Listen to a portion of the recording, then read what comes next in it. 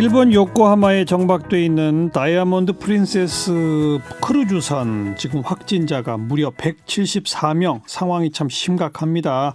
이 상황 짚어보죠. 일본 게이센 여학원대 이영채 교수, 안녕하세요. 네, 안녕하십니까. 네, 맨 처음 그 확진자 발견 그게 며칠이었죠? 네, 일본 정부가 3일날 이 배가 들어왔는데 네. 이 5일자부터 이때 검사를 했던 사람들이 발견된 것이고요. 예. 이게 거의 그 기하급수적으로 늘어나서 이제는 174명이 그렇죠. 넘어가는 상황이 되었네요. 5일부터 지금 12일이니까 일주일 넘게 이제 격리 상태네요. 그죠? 예, 그렇습니다. 이게 5일부터 보더라도 약 17일 정도까지가 일단 2주 격리 조치 기간으로 알려져 있습니다. 그 2주 격리 조치까지는 계속 거의 정박해둔 상태로 두겠다는 겁니까? 어떻게 하겠다는 겁니까? 그렇죠. 원래 이 정책의 목표가 일본이 이 배를 정박시키지 않겠다고 지금 이 목표를 세우고 있기 때문에 네. 지금 현재 상태에서는 아직 일본에 들어놓았지만 이 배에 격리를 하면서 이들을 정박시키지 않고 하선시키지 않겠다는 거죠. 예, 예. 그렇기 때문에 이제 이게 조금 인권적으로도 문제가 되고 있고 그게 오히려 상황을 지금 악화시키고 있는 거죠. 네. 아니 그러니까 그 모두 합해서 3천 몇백 명이라고 그랬죠? 예, 전체 3,700명 정도가 있는 걸로 알려져 있습니다. 그 3,700명 거기는 이제 승무원과 승객이 다 합해진 거죠? 예, 그 전체적으로는 정확한 통계는 아마 일본 정부도 파악을 못하고 있는 것 같은데, 네. 여기에는 이제 승무원 승객 다 포함해서 3,700명 이상이다 이렇게 알려져 있습니다. 그런데 그 사람들이 그냥 무더기로 하선하게 되면 전파 위협이 있으니까 일단 배에 격리된 상태에서 검사를 해가지고 확진된 사람들은 빼내고 나머지 사람들은 2주가 경과할 때까지 놔둔다 이거잖아요. 그렇죠. 원래 이제 일본 정부의 초기 정책이 지금 이것을 이제 공항에서 이들을 다 막겠다는 것이 원래 정책이었거든요. 예. 그래서 예를 들면 공항에서 중국이나 또는 우한 지역에서 온 사람들에 대해서만 전수조사를 하고 또 거기에 관련돼서 확진자들 판정을 해왔는데 예. 이거 같은 경우는 이제 크루즈 배로 들어오는 경우이기 때문에 이것도 그러니까요. 이제 항구에서 막겠다고 하는 거였죠. 예. 그런데 홍콩에서 내린 남성 중에 발병자가 있었던 것을 이제 뒤늦게서야 알게 되었는데 네. 그런데 이제 아마 내부적으로는 인터뷰 조사를 좀 해서 앙케이트 조사를 한 것 같아요. 예. 그 중에서 발열이 있고 증세가 있는 270명 정도를 먼저 조사를 했는데 예. 그 중에서 조사한 사람들 중에 거의 40% 이상이 감염자가 된 거고 예. 이게 500명 정도를 전수 확대했더니 지금 174명 정도가 나와버린 거죠. 예. 그 3,700명 정도를 한꺼번에 다 조사할 수 없는 건가요? 네, 이게 지금 일본 원래 이제 이 비행기로 전 세계로 데려오는 일본인들은 그냥 일본 국적자이기 때문에 함께 이 확진자 판결을 아마 한 것 같은데 예. 이 배에는 외국인들하고 함께 섞여 있고 예. 그래서 아마 일본 현행 법으로 이들을 전체 전수조사를 한다라는 원래 계획도 없었지만 예. 지금 현재도 그렇게 진행하기에는 조금 어려움이 많이 있다라고 판단하는 것 같아요. 물론 이제 어떤 어려움이요? 3,700명을 이 숫자로 봤을 때 일본 정부가 지금 현재 검사를 하고 있는 시스템인데 네. 일단은 이 500명 정도의 샘플을 일본의 국립기관에서 지방에 협력되어 있는 국립기관에만 이것을 의뢰를 하고 있고 예. 현재 민간 기관들에게는 의뢰를 하고 있지 않지요. 예. 그런데 이제 3,700명을 다 하려면은 민간 기관까지 협조를 받아야 되는데 예. 일본 정부는 원래 이제 그런 형태로 처음부터 생각을 하지를 않았고 예. 또 이 3,700명을 다 하려고 하면은 이제 비용 문제에 대해서도 나오는데 이 비용 문제도 일본이 뭐랄까요 외국인들에 대해서 항상 이것들을 배려하는 이런 정책으로 보고 있지 않았기 때문에 예. 이 외국인들이 많이 섞여 있는 것들을 일괄되게 해야 될 것인가라고 초기에 생각했던 것 같고요. 그래서 배에서 이 거의 발열 증세가 있는 사람들만 한정해서 하겠다라고 처음부터 계획을 세워놨던 것들이 예. 초기 대응이 늦어지면서 이제 3,700명 전원을 다 하려고 하면 인원이라든지 백신이라든지 이 모든 대응을 다시 재조정해야 되는데 예. 그렇다기 보면은 이거 초기 대응의 실패를 인정하는 거기 때문에 아마 그것을 인정하고 싶지 않은 이 상황도 겹치고 있는 거죠. 아니 우선 기본적으로 우리나라의 경우 얼마 전 보도들을 종합해 보면 6시간이면 이 감염 여부를 판정할 수 있는 진단 키트들이 대량으로 만들어져서 보급이 돼서 뭐 몇만 명분이 보급되고 지금 우리나라는 그런 보도들이 있었거든요. 일본은 그게 안 돼요?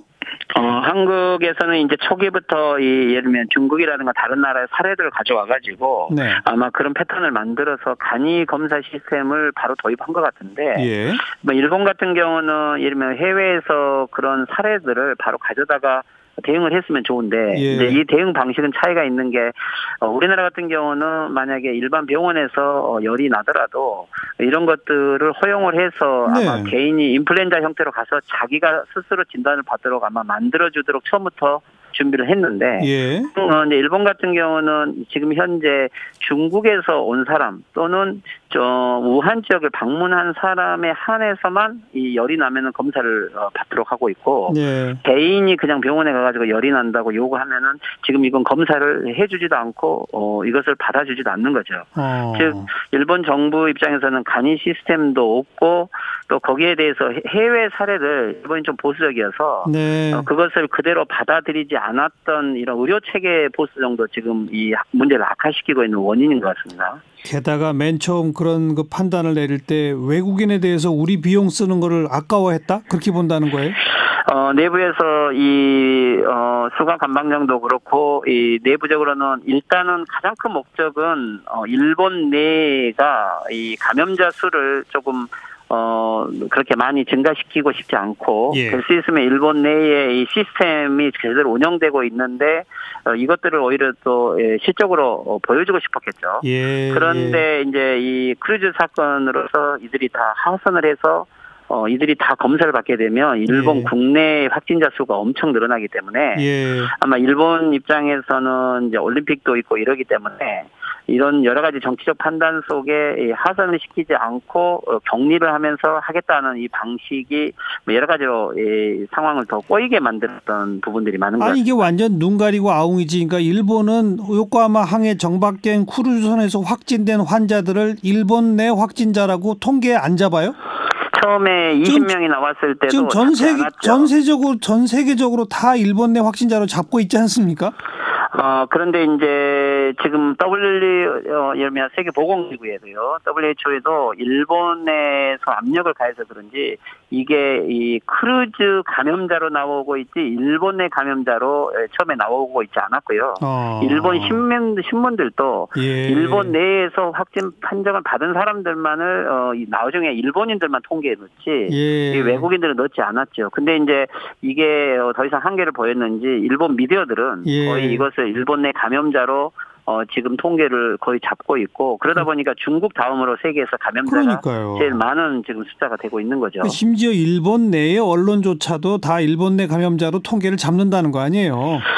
일부는 그러고 있는데 일본 정부는 지금까지는 인정을 하고 있지 않아요. 일본 정부는 여하튼 이들에 대해서는 뭐랄까요, 이제 올림픽이라든지 또는 이제 관광 문제도 있고 그런데 일본이 오염국이 돼서 숫자가 많으면 관광객이 오지 않겠죠. 예. 특히 올림픽에도 장애가 있겠죠. 그래서 예. 일본 정부는 지금까지도 이 일본 국내 통계만이 공식 통계고 이 크루즈선에 대해서는 조금 애매한 입장을 취하고 있는 것 같습니다. 그런데 무엇보다 중요한 건 지금 그 확진자들이 이렇게 숫자가 늘어나는 상황을 보면 그 크루즈선 안에서 점점 전염이 되고 있다는 의심이 가는 게 맞지 않습니까? 네, 그렇죠. 이것은 초기에 이 가벼운 증세가 있는 사람하고 좀 열이 나는 사람들 처음부터 구별을 해서 하선을 시켜서 자가격리를 시켰으면 네. 문제가 악화되지 않았을 건데 네. 이 배라는 곳이 저도 이제 예를 들면 피스보트라든지 배를 자주 탄 적이 있는데 예. 거의 VIP실은 혼자 쓰지만 거의 4인 1실을 쓰기도 하고 예. 거의 또 이동이 너무 작은 공간이죠. 그러니까요. 그리고 물론 공기중으로 이것이 전염이 되는지 어쩐지는 아직도 확신은 없지만 예를 들면 식당이라 하더라도 공동 식당을 쓰고 있고 네. 그렇기 때문에 이 아주 좁은 공간에서 열이 있는 사람들이 대량으로 이동을 하고 있다는 걸 보면 예. 실질적으로 지금 일본이 정부가 발표하고 있는 숫자보다 훨씬 많은 사람들이 오염돼 있을 확률이 있고 그러면은 예. 거의 3,700명 중에서 검사한 사람 중에서 40%가 넘는다는 소리는 예. 실질적으로 비율이 전체 이 배 자체가 오염되어 있다 이렇게 보는 것이 더 네. 맞는 거겠죠. 뭐 일부 언론에서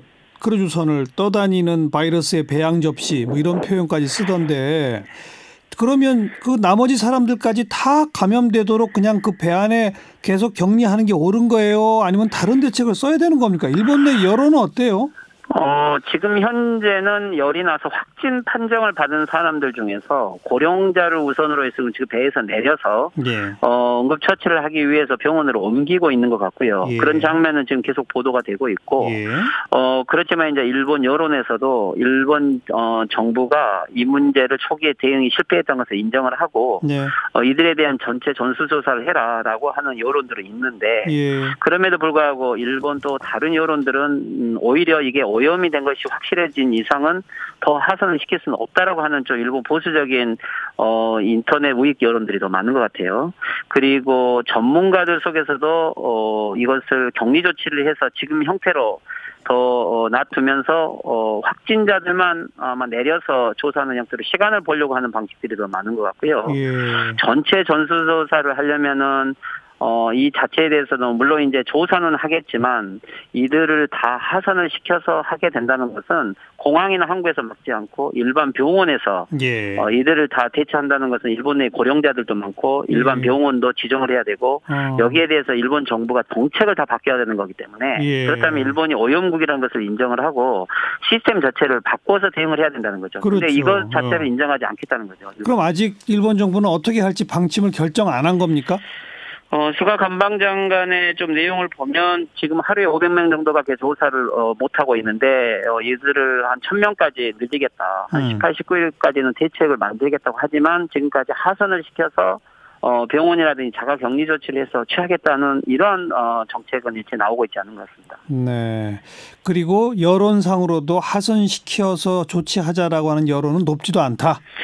일부 메디어에서 나오지만은 국민들 여론 입장에서는 오히려 오염이 확정된 이상 아마 그들을 다 보내는 것에 대해서도 부정적인 여론이 더 많은 것 같아요. 그 부정적 여론은 그럼 뭐예요? 그 배가 이미 오염된 것 같으니 거기 있는 사람들은 그냥 거기 둡시다 이거예요?